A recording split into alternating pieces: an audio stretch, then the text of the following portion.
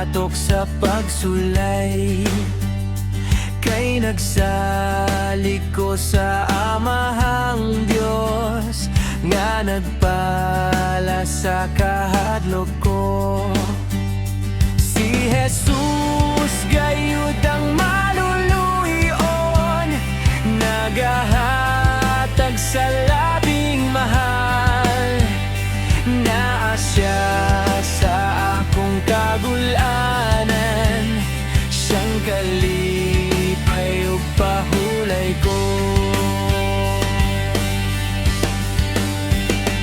Matag adlaw iya kong kuyogan, sa malulot man nga grasya niya, ug ang akong mga kasakitan, iyang agiyang ko ng tanan.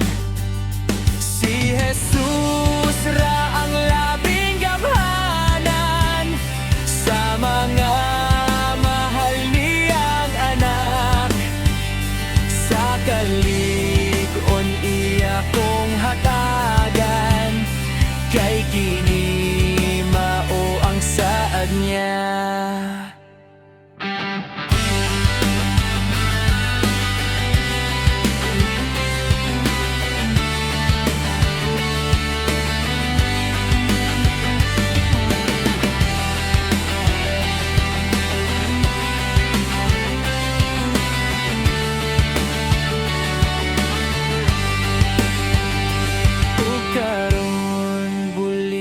Ko Ginoo sa mga pag-antos kong tanan, ang pahulay ug ang mga saad na nasa balaa ang pulong mo. Taliwala sa mga pag-antos mo, dangop gayud ko kang Jesus. Hantod nga ako maniabot na sa puloy-an nga gisaad mo.